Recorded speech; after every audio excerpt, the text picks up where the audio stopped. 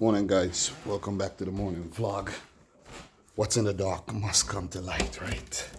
But guys, once again, I appreciate everyone who tuned in for today's vlog. Wherever you are in the world right now, thank you very much.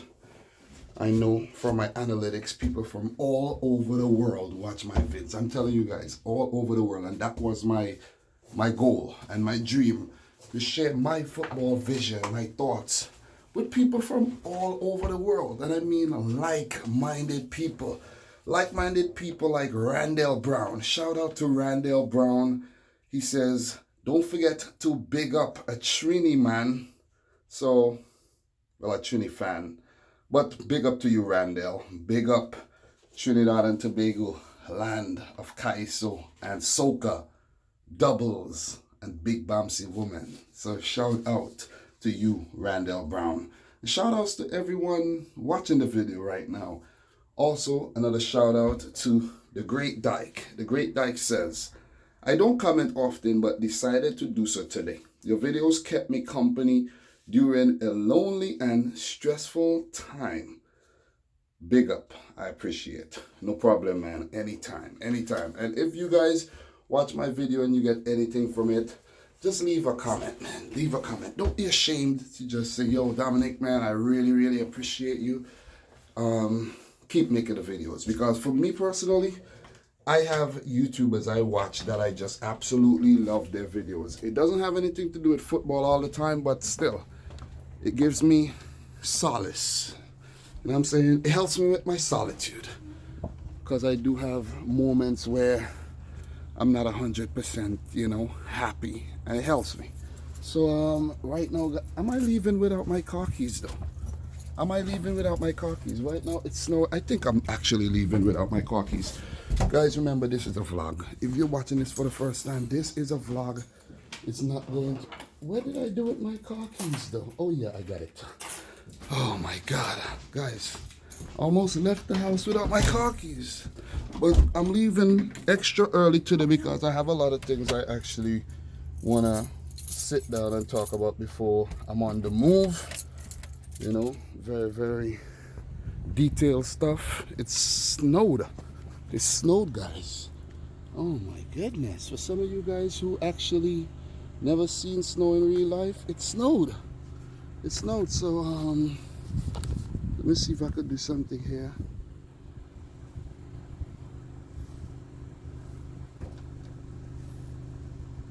Hi. Oh, you know what? They say you should dot your T's and cross your I's. Let me dot this T right here. Dot your T's and cross your... What am I saying? Cross your T's and dot your I's. What the hell? I got everything all mixed up, man. What is going on here? What's going on today? I'm definitely dotting T's and crossing I's right now because I left my keys and now I'm talking BS. But guys, hopefully I won't be talking BS with the content today. So let's sit down, turn the lights on. Right now I have about 15 minutes to talk before I'm on the go. I prepared for this. So guys, what I want to talk about first and foremost is the EFL Cup fixtures tomorrow, the Carabao Cup matches. That's going to be played tomorrow. The first leg semi-final matches. Leicester City versus Aston Villa. Man United versus Manchester City. We have a Manchester derby. It couldn't have been set up better. Was the draw rigged? I think Aston Villa and Leicester are actually Midlands teams. So there might be a Midlands derby and a Manchester derby. I'm not quite sure. I'm not from England, so I don't know the geography that well. But Man United defeated Colchester 3-0. Man City, we defeated Oxford United. I think it was 4-1. We always, let in a goal somehow. Aston Villa, they smashed Liverpool's kids and celebrated like if they had just defeated the big boys. 5-0. And after Leicester and Everton played to a 2-2 draw, I think the match finished Went to extra time and it finished in a 4-2 penalty shootout win for Leicester. I think that's how it ended. I'm going straight off the top here. So it'll be Leicester at home first versus Aston Villa, and Man United at home against Manchester City. So we will play United tomorrow, Tuesday the 7th of January. Guys, by the way, that's my birthday. That's my birthday, the big day. So don't forget to wish me happy birthday tomorrow. And Leicester versus Villa would be the next day. I'm actually thinking about taking the Wednesday off so I could get 3 days off. I actually have vacation next week too, so I have a lot of free time coming up. But to talk a little bit about these games, guys, all 4 teams have endured the rigors of the schedule, played their Carabao Cup matches, and they have now got to the semi-finals. This could be the first trophy, first major-ish type of trophy that any of these teams could win this season. We're not talking about no Community Shield here. Community Shield does not count. Like, that's a charity thing. That's a charity shield. So we're not talking about that. But Leicester, Aston Villa. Leicester smashed Aston Villa early on in the season, 4-1, if I could recall. And Leicester going to come full strength here. They're going to come full strength. Aston Villa currently hampered with the injuries of Heaton and Wesley. And Wesley had back 6 goals already for them in the Premier League, I think. And, you know, they'll be short-handed. Jonathan Kogia will slot in, but I think Wesley is a bit more potent than Kogia is. He's tall, he's more commanding, he's Brazilian. One of his legs are shorter than the other. And I think they will miss Wesley a lot. They will definitely miss him. He's out till Ender Stevens and Heaton out till Ender Stevens, so that means they'll have a new goalkeeper coming in, a new forward who hasn't been getting a lot of game time. Guys, Aston Villa are short-handed, but they have some really good players in their team. Anwar El Ghazi, Jota, these guys are very hard-working player. Jack Grealish, I think, is a class player. John McGinn, class player as well. Look for John McGinn with that big summer move, guys. You know, they have some decent players in this team. They have some very, very decent players in this team, and you never know how this game could go anyway. This could go anyway. But right now, the favorites are Leicester City. Very, very powerful unit. Brendan Rodgers are going to come full strength here. Full strength. Dean Smith and Aston Villa, they need this. They need to get to the final. They need this more than Leicester. Or maybe, who am I to say? But they need to get to the final because they're struggling in the Premier League, and this will be something of a morale boost for them. Across 2 legs, it'll be tough. Leicester City, they're going to come hard. Soyuncu, Evans, Ricardo, Chilwell, I think they're going to come full strength. They're going to come full strength. Ndidi, Madison, Pratt, Harvey Barnes, even Jamie Vardy, Madison might start, Perez, Demari Gray. All these guys could feature. These guys could feature. Iheanacho. The team is, Schmeichel. The team is just very, very powerful. It's powerful. And across 2 legs, guys, I think Leicester City got this. It's all about the L's. But guys, let me know your prediction for this tie. First leg will be tomorrow. The second leg will be on the 28th or 29th. I can't remember which one of those days Leicester Aston Villa matches. It might just be the 28th. But this match is actually on Wednesday. Wednesday the 8th. This match is on Wednesday, the 8th of January. The second leg, 28th or 29th of January. So I'm going to go for Leicester City to move on to the final of this year's Carabao EFL Cup or EFL Carabao Cup. Let me know your predictions down below. Man United versus Man City. Man United already defeated us this season. And guys, I won't be surprised if they do it again. But only thing is, this time it's a bit more tricky. It's trickier. Let's use the word trickier because it's across 2 legs. Second leg will be played at the Etihad Stadium. But Pep is going to come full strength here. Pep's going to come full strength. United, do they have a full strength? Could you say full strength when you talk about United? I don't know. But it's going to be a good one. It's going to be a good derby. Let's just put it that way. It's going to be a good derby. They defeated us in the first match we played this season in our backyard. And we play them in their backyard in the first leg. It's going to be tricky. Or they're going to come with the same tactics. Or they're going to sit back and hit us on the break like they did with their fast forwards and wingers. Daniel James, Mason Greenwood, Anthony Martial, Marcus Rashford. That's their weapons. Aaron Wan-Bissaka in right back, and maybe Brandon Williams might play at left back, for the speed, or who knows, maybe it's going to be Luke Shaw, or who knows, maybe it's going to be Ashley Young or one of them. But I expect a good game tomorrow. I'll be watching that. I'll be off, the game starts at 3 tomorrow. I'll be home from work. It's on my birthday. I think I'll go to work on the birthday. And I'll watch the game when I come home. We are going to have possession. But guys, as someone said, we having most of the possession, but we're not doing anything with it. Are we going to do something with the possession this time around and win the game? Are we going to win the tie? Guys, from what happened in the first match against Man United, Pep Guardiola out for vengeance. And I jokingly said in the preview, like I did a video before when I reacted to the draw, I said Man United are going to beat us, but we're going to handle things. We're going to handle things. We are back-to-back defending champions of the Carabao Cup. We're going to handle things. Maybe we'll see Gabriel Jesus start, because he didn't feature in the FA Cup fixture versus Port Vale. Maybe he'll start. Kevin De Bruyne should be back. Raheem Sterling, Riyad Mahrez. We're going to come full pelt. We're going to come full pelt because Pep Guardiola rested some of the, the key players. The key players for that Port Vale match. Fernandinho will be back. Rodri will be back. Oh, man, I just hope that it's Zinchenko at left back and not Mendy. That's just what I hope. Cancelo or Kyle Walker may start at right back, but we're going to come full strength. Edison might be back too. He's been, off for 2 games. After that, red card suspension, he's missed the last 2 games. But I think Edison should be back.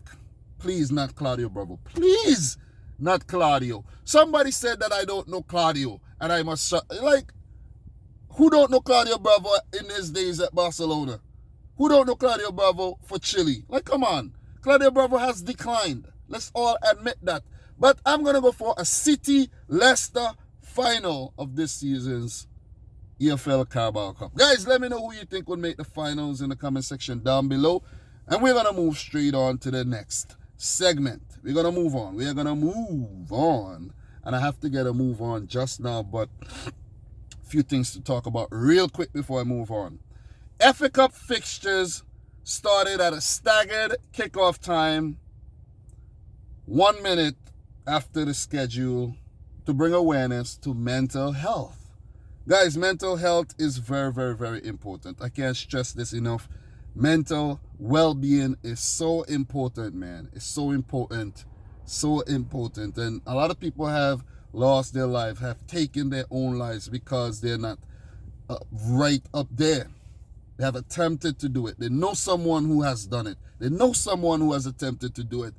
Mental health is very, very important. Mental stability is very, very important. Especially if you're making YouTube videos and you're putting in a lot of work and you're not getting no views. You get really stressed out. You're like, oh my God, I'm not getting any views. Like, what's going on here? You know what I'm saying? So, we as YouTubers, we have to be very, very careful. Footballers have to be very, very, very careful. Sports professionals have to be very careful. Anyone out there subject to stress has to be careful. Depression is real. I personally don't suffer from it. I personally know how to handle stuff with the YouTube channel and all. If the views are low, if the workload gets too stressful, if it gets too much. Guys, I'm trained. I've done the World Cup. I made 120-something videos during the World Cup. Last summer, I covered the Gold Cup, African Cup of Nations, Copa America, all at once. Went on vacation, still continued to cover it. I think I'm very tough, but there's a thin line between snapping and remaining stable. Remember that. So I could boast about how tough I am all I want, but man, shit could hit the fans anytime. That's the thing about mental health. So if there's any one of you guys out there, man, going through some things, don't be afraid to talk to a friend about it, man. Talk to a friend about it. Hit me up. My email is in the description box. Hit me up. This guy why is this guy going down to block me? I'm leaving. Why are you gonna go and block me? Why are you gonna go there to block me? I'm trying to get out to go to work. Why are you doing that? Don't get it. But guys, mental health, very, very important. Very, very important. Pay attention to it, especially for yourself, a loved one, a friend. Always be there to listen. It's very, very, very important. Always be there to listen, guys. I think we could get some more light up in here, you know. We could get some more light, yes. We got some more light up in here. It's a little bright. I don't want it to be too bright, but we're on our way now. We're on our way. It's time for me to leave. I want to catch the early bus today. If I can, I want to catch an early bus today. But guys, be aware and take care of yourself. Take care of your mental well-being. Okay? So guys, still on the topic of the FA Cup, man. Matches involving Premier League clubs playing as the home teams use VAR while all the other teams did not. What is this? The FA has a lot of questions to answer. What is this? Why did you do this? Only the Premier League home matches had VAR, but the others did not. Like, come on. I personally think if you're going to use VAR, use it all across the board or do not use it at all. Because why some teams will be benefiting from the technology and others won't. You know what I'm saying? You know what I'm saying. So the FA, another questionable move, but it is what it is. It is what it is. Some of the lower league teams did get to benefit from this implementation and they won't be complaining. They definitely won't be complaining. And you know that one team I'm talking about? Tranmere Rovers. Tranmere Rovers, who came back from being 3-0 down versus Watford to force a replay, scoring 3 goals. Come on, Watford. Come on, Watford. Like, you kidding me? Bad, terrible game management from Watford there. Terrible game management. 3-0 up. Cruising comfortably to go on to the 4th round. But now, gotta do a replay away to Tranmere. And this is a fixture that they themselves would have dearly loved to avoid because they're currently struggling trying to fight off relegation. So they would have actually want to avoid that. They would have want to avoid that fixture by all means necessary. You know what I'm saying? Guys, let me know your thoughts on that in the comment section down below. Tranmere got two VAR rulings going for them. 2. So, you see how it affected the whole thing? And it didn't affect some things. So, the FA, man, the FA, very, very inconsistent in their dealings and they need to do better than that. Seriously, they need to do better than that. But the big, one big talking point here is that Nigel Pearson is still unbeaten as Watford's manager. Okay, so in other FA Cup news, I'm running through a quick FA Cup segment right now. Middlesbrough forces a replay versus Spurs. VAR was also, well, VAR will also be used in the second leg. That's what I meant to say. They force a replay. They play the home match. Then they play the second leg at Spurs. So they will have VAR at their advantage. So that could work for them. That could work for them. So They get to play at the spanking brand new Tottenham Hotspur Stadium. Tottenham were poor. And without Harry Kane, they look like they're going to be struggling. Even the Lucas Moura pops up and scores when Harry Kane isn't really involved. He saved them there with a thumping header. After, Aston Villa forward got him behind. Ashley Fletcher dinked it past Gazaniga. Lucas Moura to the rescue again. But guys, I predicted Middlesbrough to topple Tottenham. And I think they just might do it in front of a packed Tottenham Hotspur Stadium. I would love to go to that stadium though. I'm not a big fan of Tottenham, but I would dearly love to go to that stadium. I've heard it's state of the art. It has all the amenities and, it's just sweet. That's how I'm going to put it. It's just a sweet stadium. Sweet stadium. So Tottenham had to come from behind there to force a replay. So it wasn't really Middlesbrough who forced the replay. It was Tottenham who forced the replay because they had to come from behind. So guys, what are your thoughts on this Tottenham team under Mourinho?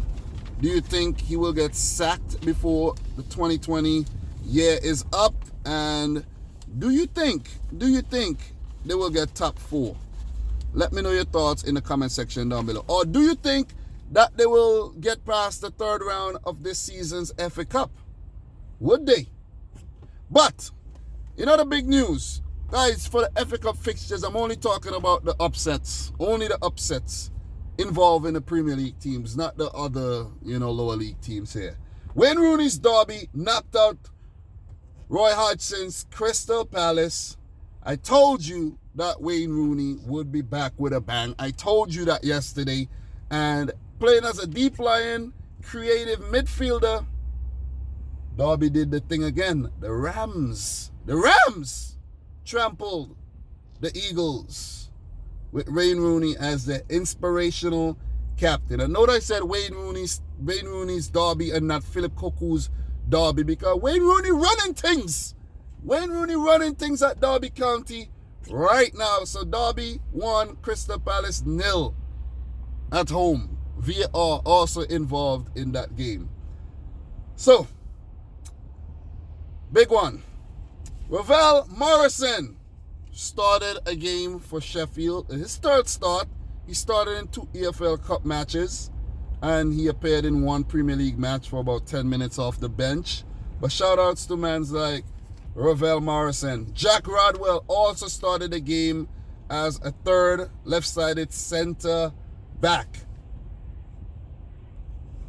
Both players started as Sheffield United defeated non-league Fylde 2-1. And Fylde became the first non-league team to play a match that used VAR. So shout outs to Fylde, man. They tried their best. They made a match of it, scored a late goal, brought it to a tense finish, almost forced a replay out of the Blades. The Blades wouldn't want to replay because, they're trying to do their thing in the Premier League right now, currently 8th. But shout outs to Fylde, man. Sheffield. But that's some newsworthy stuff. Ravel Morrison, I would like to see him more though. I would like to see him more in the Premier League. Maybe at the back end of the season, he would, get more game time, and who knows, maybe he'll get a contract extension because his contract does run down at the end of Stevens. It does run down at the end of Stevens. So, Sheffield manager Chris Wilder made 11 changes for the match against Fylde. I bet y'all didn't know that. 11 changes. And were almost forced into a replay. But the way I see it is, Sheffield could change all their players and you don't even know. Am I right about that? That's facts. They could do it and you don't even know. You know what I mean? But, they have to be careful. Because last season when they were a championship team, they were beaten at home by non-league Barnet in the third round. So it could have happened again against Fylde. So that wasn't out of the question. I think today might be late bus. Because I have some more things that I definitely have to talk about. Rochdale in the third tier held Newcastle to a draw to force a replay. Good stuff, Rochdale. Good stuff. They will be at St. James's Park. So they will have VAR at their what's the word I'm looking for? I can't find a word right now. It's crazy.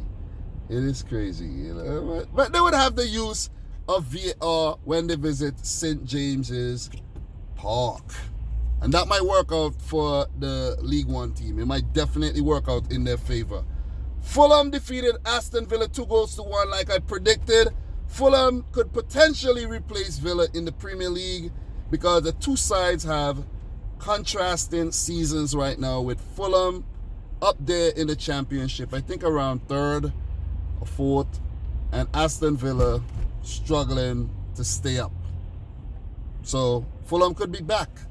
They could be back. Remember, they were in the Premier League last season. They could be back again. They could be back. So, yeah. Guys, Tom Pope, the Port Vale striker, who scored against Man City to make it 1-1 in the 35th minute of that match. He's in trouble. They went on to lose the game, but Todd Pope did, go on Twitter and talk about he could put 50 past John Stones in a season, and he said a few more things. I didn't really visit his Twitter account per se and inspect it and, wrote down what he said.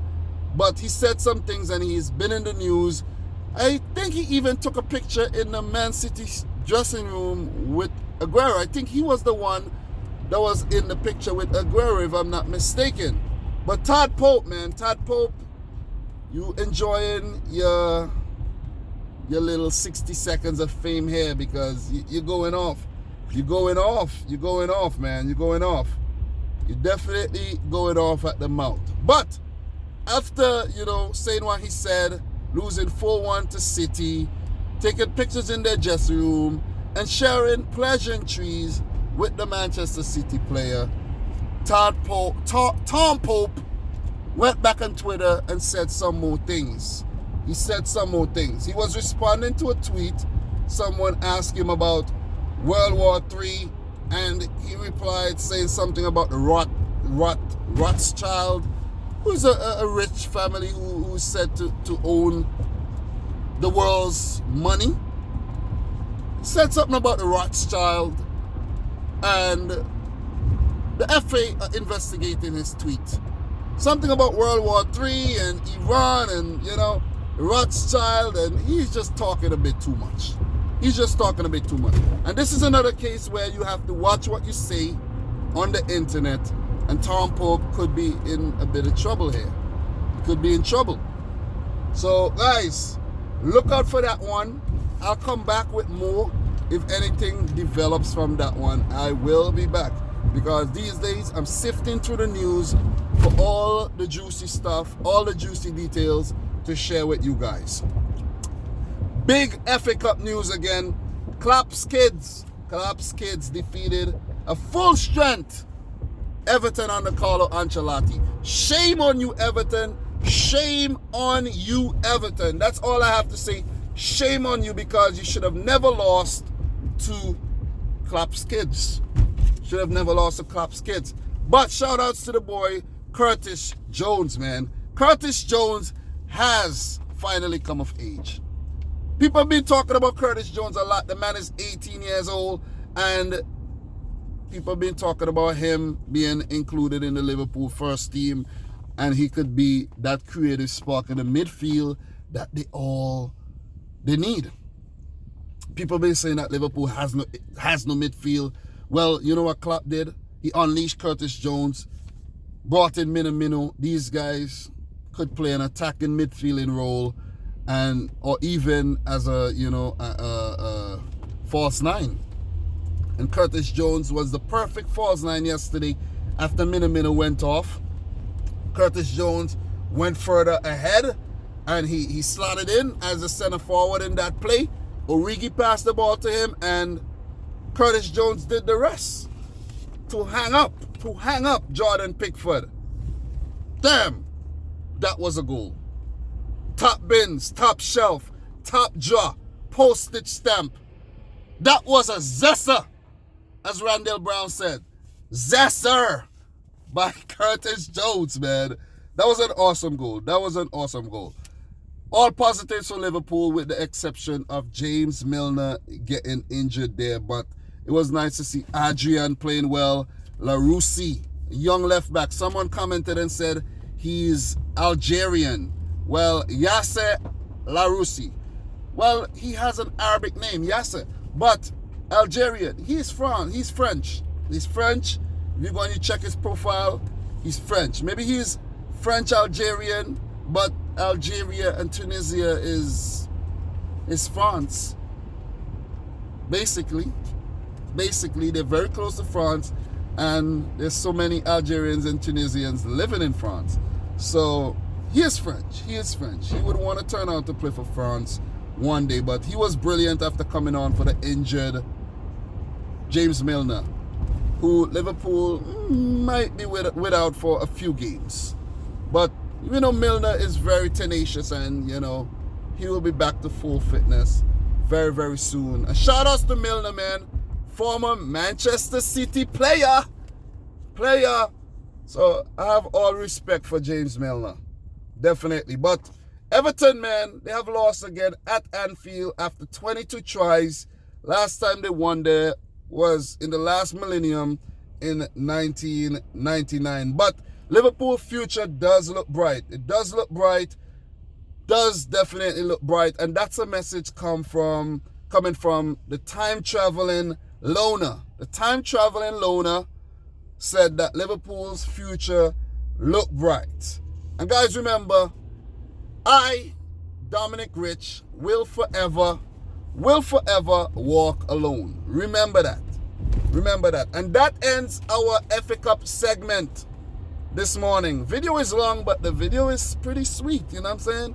I got through a lot of things. But Zlatan Ibrahimovic's statue has been finally toppled after the Malmo fans sawed it off at its ankles after vandalizing it and cutting off its nose. It has finally been downed. It's been downed. Zlatan Ibrahimovic has angered the Malmo fans after buying 50% stake in Stockholm club Hammarby. Remember, Zlatan started his career as a Malmo player, and they constructed a statue outside the stadium of him, but the statue is no more. Vandalized, cut down from the ankles. So Zlatan Ibrahimovic just moved to AC Milan, and he won't be liking this news.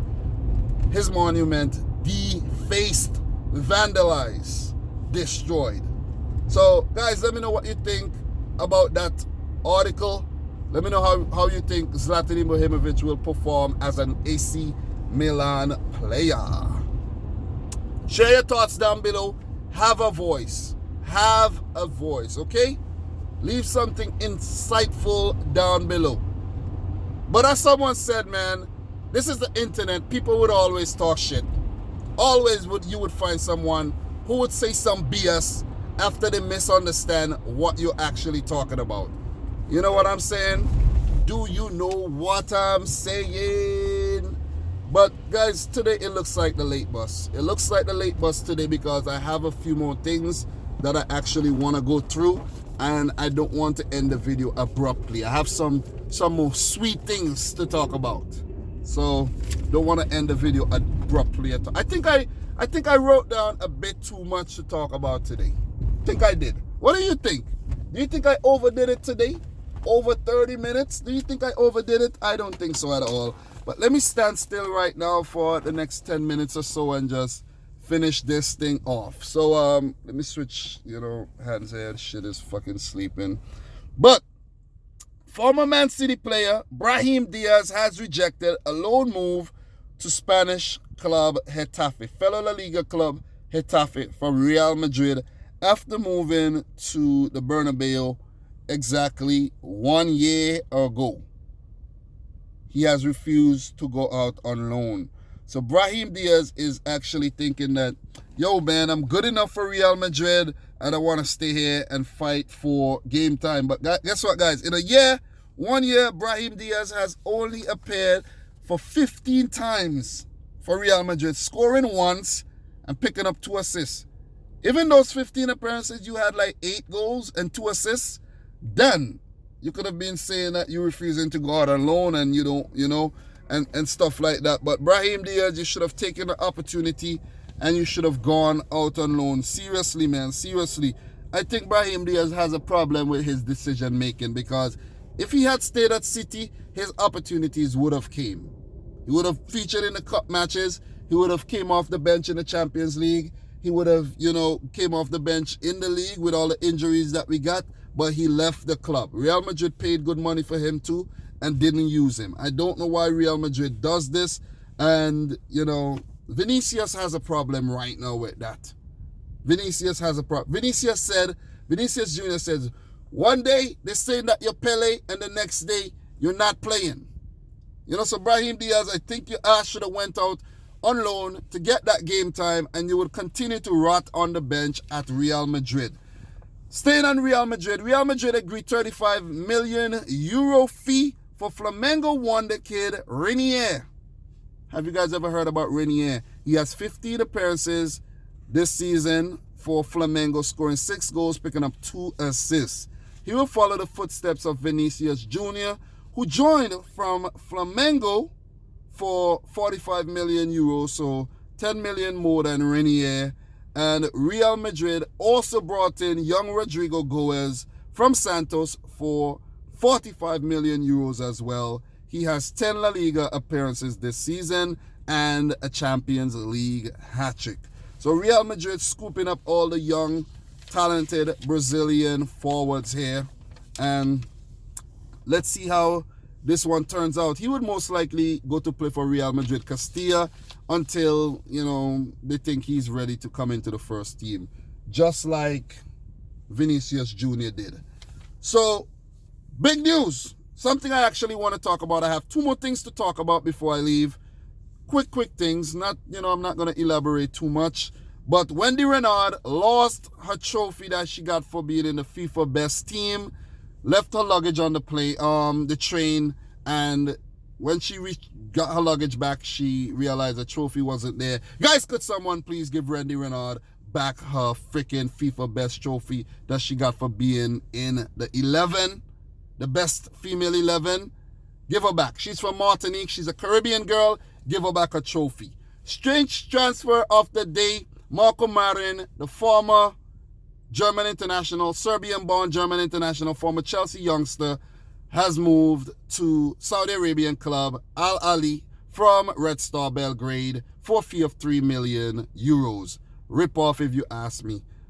So Red Star only paid 700,000 euros for him. But that's the strange transfer of the week. Marco Marin moves to Saudi Arabian club Al Ahly. Guys, that's it for now. Thank you very much for watching. If you're new, hit the subscribe button. Smash the thumbs up button. Let me know your thoughts down below. Visit costplug.com/Dominic Rich FC. Use the coupon code Dominic Rich FC to get yourself 15% off. Until next time,